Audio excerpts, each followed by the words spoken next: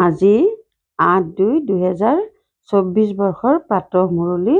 ওম শান্তি। বাপ দাদা মধুবন।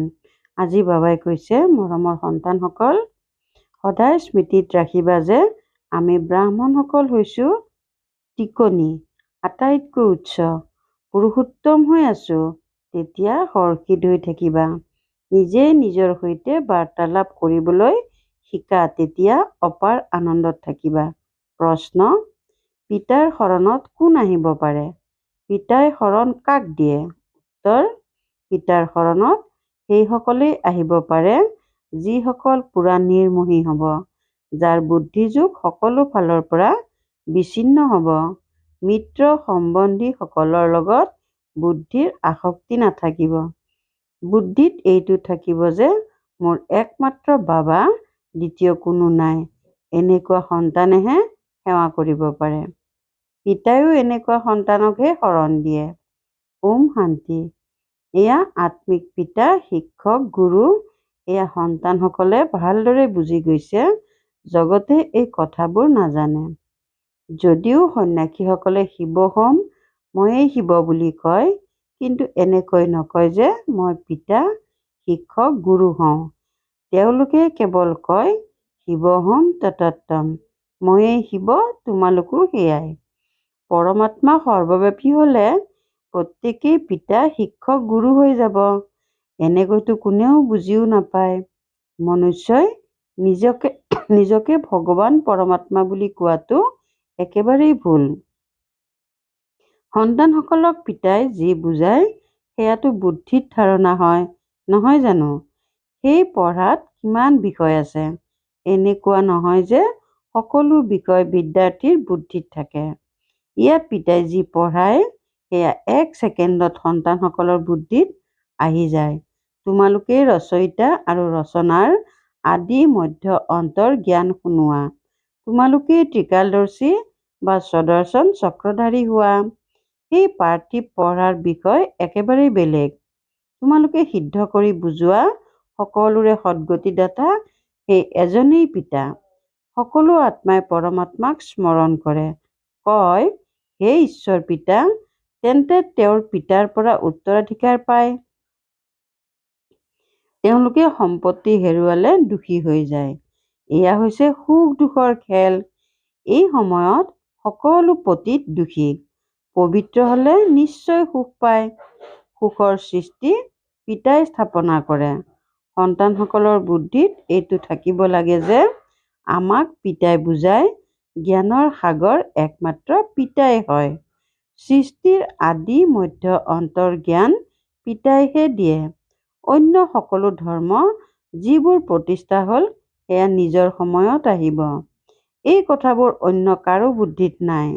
তোমালোক সন্তানসকলৰ বাবে পিতাই এই পঢ়া একেবাৰে সহজ কৰি দিছে। কেৱল অলপ বিস্তাৰত বুজায়। মোক পিতাক স্মৰণ কৰিলে তোমালোক তমোপ্ৰধানৰ পৰা সতোপ্ৰধান হৈ যাবা। যোগৰ মহিমা বহুত। ভাৰতৰ প্ৰাচীন যোগৰ গায়নো আছে। কিন্তু যোগৰ দ্বাৰা কি লাভ হৈছিল, এয়া কোনেও নাজানে। এয়া সেই গীতাত উল্লেখ কৰা যোগ যি নিৰাকাৰ ভগৱানে শিকায়। বাকী যিসকলে শিকায় সেয়া হৈছে মনুষ্য। দেৱতাসকলৰ ওচৰত যোগৰ কথাই নাথাকে। এই হঠযোগ আদি সকলো মনুষ্যই শিকায়। দেৱতাই নিজেও নিশিকে আৰু আনকো নিশিকায়। দৈবী সৃষ্টিত যোগৰ কথা নাই। যোগৰ দ্বাৰা সকলো পাৱন হৈ যায়। তেওঁলোক নিশ্চয় ইয়াতেই হ'ব। পিতা আহেই সংগমত নতুন সৃষ্টি স্থাপনা কৰিবলৈ।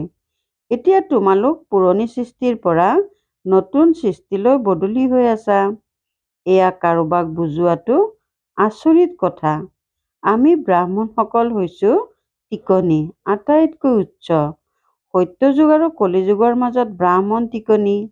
ইয়াকে সংগম যুগ বুলি কোৱা হয়, য'ত তোমালোক পুৰুষোত্তম হৈ আছা। এইটো সন্তানসকলৰ বুদ্ধিত থাকে যে আমি পুৰুষোত্তম হ'লে সদায় আনন্দিত হৈ থাকিম। যিমান সেৱা কৰিবা সিমানেই হৰ্ষিত হৈ থাকিবা। উপাৰ্জন কৰিব আৰু কৰাব লাগে। প্ৰদৰ্শনীত যিমানেই সেৱা কৰিবা সিমানে শুনোতাসকলেও সুখ পাব, নিজৰ আৰু আনৰ কল্যাণ হ'ব। সৰু সেৱা কেন্দ্ৰটো মুখ্য ৫-৬খন চিত্ৰ নিশ্চয় ৰাখিব লাগে। সেইবোৰৰ ওপৰত বুজোৱাটো সহজ। গোটেই দিন সেৱাই সেৱা। মিত্ৰ সম্বন্ধীয়সকলৰ প্ৰতি কোনো আসক্তি থাকিব নালাগে। যি এই দুচকুৰে দেখি আছা সেই সকলোবোৰ নাশ হ'ব। বাকী যি দিব্য দৃষ্টিৰে দেখা সেয়া স্থাপনা হৈ আছে। এনেকৈ নিজৰ লগত কথা পাতিলে তোমালোক দৃঢ় হৈ যাবা। বেহদৰ পিতাৰ সৈতে মিলনৰ আনন্দ থাকিব লাগে। কোনোবাই ৰজাৰ ঘৰত জন্ম ল'লে কিমান গৌৰৱ কৰি থাকে। তোমালোক সন্তানসকল স্বৰ্গৰ মালিক হৈ আছা। প্ৰত্যেকেই নিজৰ কাৰণে পৰিশ্ৰম কৰি আছা। পিতাই কেৱল কয় কাম চিতাত বহি তোমালোক ক'লা হৈ গ'লা। এতিয়া জ্ঞান চিতাত বহিলে বগা হৈ যাবা। বুদ্ধিত এইটোৱেই চিন্তন চলি থাকিব লাগে। কাৰ্যালয়ত কাম কৰি থাকা, লগতে স্মৰণো কৰি থাকা। এনেকুৱা নহয় যে সময় নাই। যিমান সময় পোৱা ঈশ্বৰীয় উপাৰ্জন কৰা। কিমান শ্ৰেষ্ঠ উপাৰ্জন। স্বাস্থ্য সম্পত্তি দুয়োটা একেলগেই পোৱা যায়। অৰ্জুন আৰু ভীলৰ এটা কাহিনী আছে।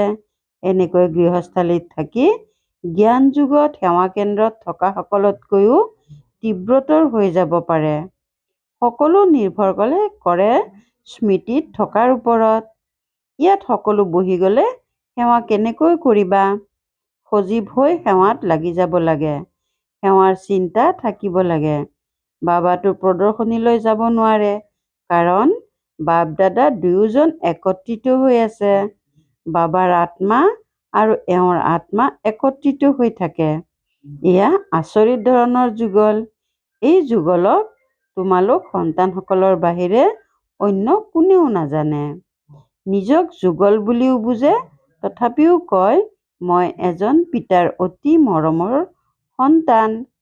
এই লক্ষ্মীনাৰায়ণৰ চিত্ৰ দেখি বহুত আনন্দিত হয়।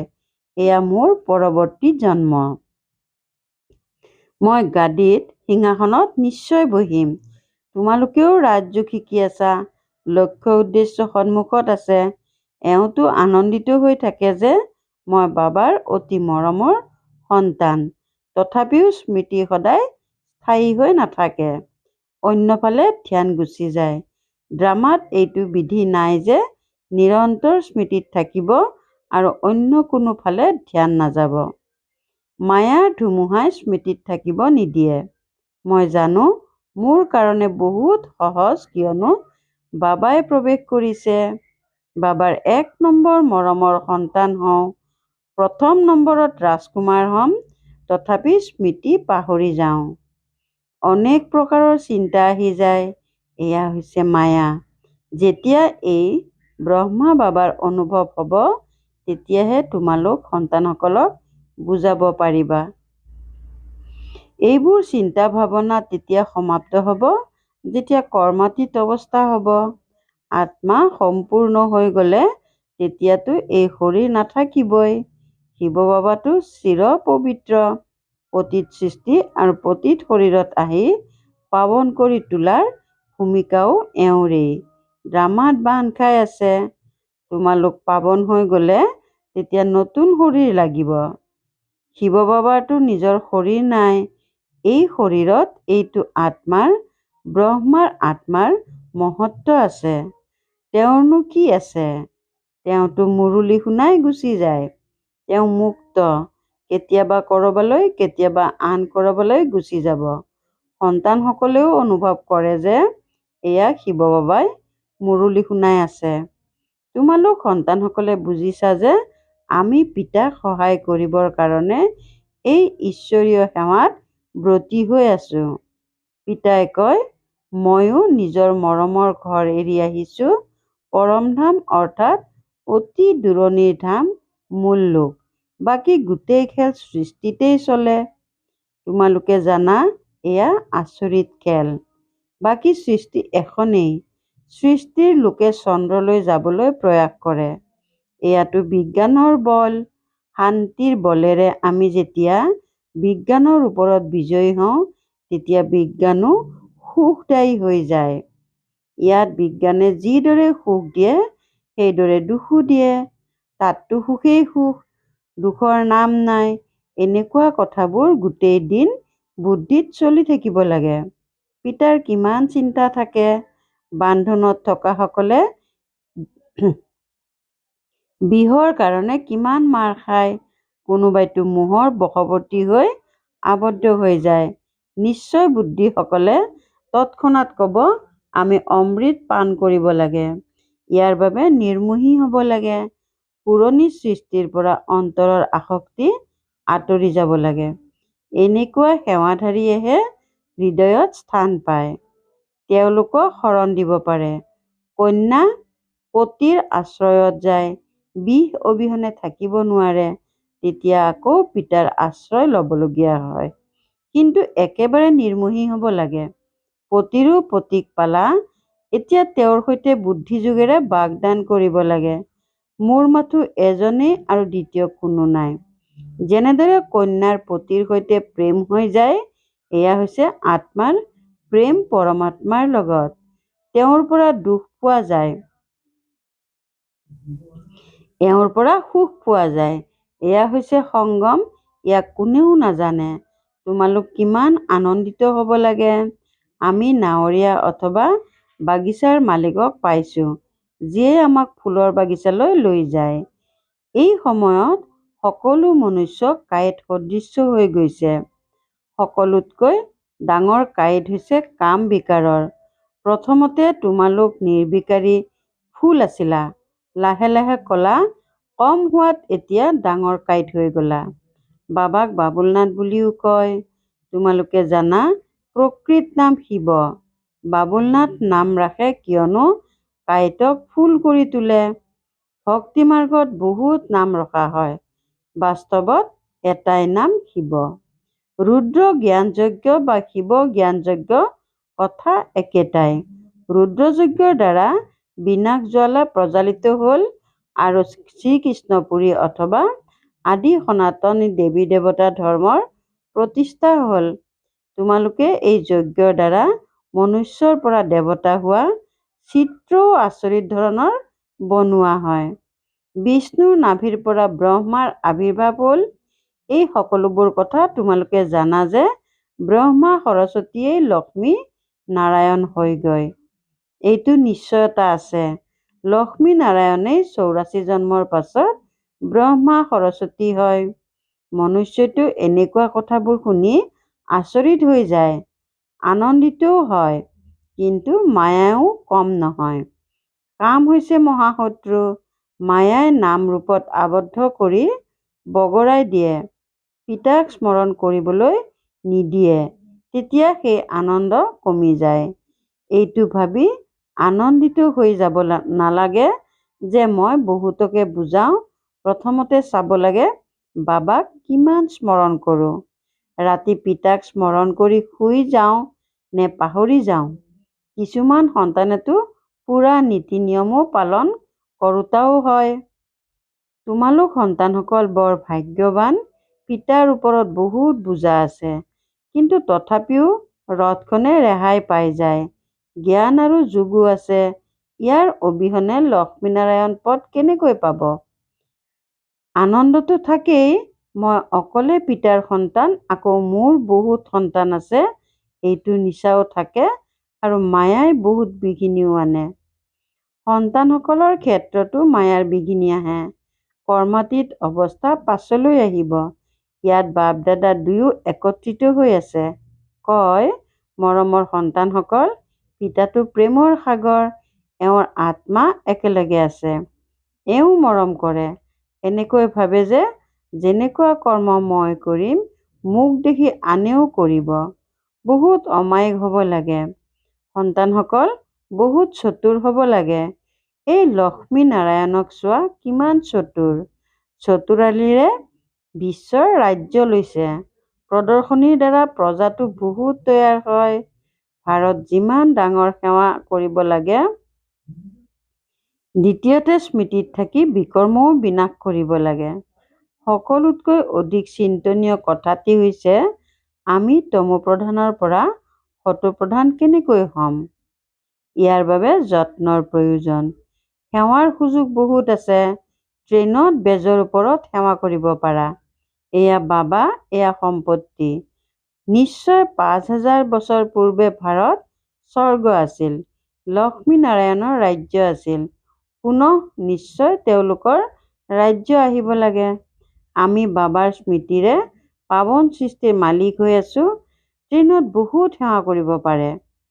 এটা ডবাত সেৱা কৰি অন্য এটাত যাব লাগে। এনেদৰে সেৱা কৰোঁতাসকলেহে অন্তৰত অধিষ্ঠিত হয়। এনেকৈ কোৱা যে আমি আপোনাক আনন্দৰ বাতৰি শুনাওঁ। আপুনি পূজ্য দেৱতা আছিল, আকৌ ৮৪ জন্ম লৈ পূজাৰী হ'ল। এতিয়া পুনৰ পূজ্য হওক। শ্ৰীৰ চিত্ৰ বহুত ভাল। ইয়াৰ জৰিয়তে সতো ৰজো তমো অৱস্থা সিদ্ধ কৰিব লাগে। স্কুলত শেষৰ ফালে ৰাতিয়ে দিনে পঢ়ি আগবাঢ়ি যোৱাৰ চখ থাকে। এতিয়া ইয়াতো বুজোৱা হয় যে যিসকলে সময় নষ্ট কৰিলে তেওঁলোক তীব্ৰতাৰে আগবাঢ়ি গৈ সেৱাত লাগি যাব লাগে। সেৱাৰ সুযোগ বহুত আছে। সেৱাধাৰী কন্যা বহুত ওলাব লাগে, যিসকলক বাবাই যিকোনো ঠাইলৈ পঠিয়াব পাৰে। মন্দিৰবোৰত সেৱা ভাল হ'ব। দেৱতা ধৰ্মসকলে তৎক্ষণাৎ বুজিব। গংগা স্নানৰ ওপৰতো তোমালোকে বুজাব পাৰা। তেতিয়া নিশ্চয় তেওঁলোকৰ অন্তৰ চুই যাব। ভাল বাৰু। অতি মৰমৰ কল্পৰ পাছত পুনৰাই মিলিত হোৱা সন্তানসকলৰ প্ৰতি মাতা-পিতা, বাপ-দাদাৰ স্নেহপূৰ্ণ স্মৰণ আৰু সুপ্ৰভাত। আত্মিক পিতা, আত্মিক সন্তানসকলক নমস্কাৰ। ধাৰণাৰ বাবে মুখ্য সাৰ ১ নম্বৰ, সদায় হৰ্ষিত হৈ থাকিবৰ কাৰণে আত্মিক সেৱা কৰিব লাগে, সঁচা উপাৰ্জন কৰিব আৰু কৰাব লাগে, নিজৰ আৰু আনৰ কল্যাণ কৰিব লাগে, ট্ৰেইনতো বেজৰ ওপৰত সেৱা কৰাব লাগে। ২ নম্বৰ, পুৰণি সৃষ্টিৰ পৰা অন্তৰৰ আকৰ্ষণ আঁতৰাব লাগে, নিৰ্মোহী হ'ব লাগে। এজন পিতাৰ সৈতে সঁচা প্ৰীতি ৰাখিব লাগে। বৰদান, সংগম যুগৰ মহত্বক জানি সকলো সময়ত বিশেষ মনোযোগ দিওঁতা, মুখ্য ভূমিকা পালন কৰোঁতা হোৱা। সংগম যুগৰ মহত্বক জানি সকলো সময়ত বিশেষ মনোযোগ দিওঁতা, মুখ্য ভূমিকা পালন কৰোঁতা হোৱা। প্ৰতিটো কৰ্ম কৰি সদায় এইটোৱেই বৰদান যাতে স্মৃতিত থাকে যে মই মুখ্য ভূমিকা পালন কৰোঁতা হওঁ। তেতিয়া প্ৰতিটো কৰ্ম বিশেষ হ'ব। প্ৰতিটো ছেকেণ্ড, প্ৰতিটো মুহূৰ্ত, প্ৰতিটো সংকল্প শ্ৰেষ্ঠ হ'ব। এনেকুৱা ক'ব নোৱাৰা যে এয়াতো কেৱল ৫ মিনিট সাধাৰণ হ'ল। সংগম যুগৰ ৫ মিনিটো বহুত মহত্বপূৰ্ণ। ৫ মিনিট ৫ বছৰতকৈও অধিক। সেয়েহে প্ৰতিটো মুহূৰ্ততে যাতে ইমান মনোযোগ থাকে। সদাকালৰ বাবে ৰাজ্যভাগ্য প্ৰাপ্ত কৰিব লাগে। সেয়েহে মনোযোগো যাতে সদাকাল থাকে। শ্লোগান: যাৰ সংকল্পত দৃঢ়তাৰ শক্তি আছে তেওঁৰ কাৰণে প্ৰতিটো কাৰ্য সম্ভৱ। যাৰ সংকল্পত দৃঢ়তাৰ শক্তি আছে তেওঁৰ কাৰণে প্ৰতিটো কাৰ্যই সম্ভৱ। ওম শান্তি।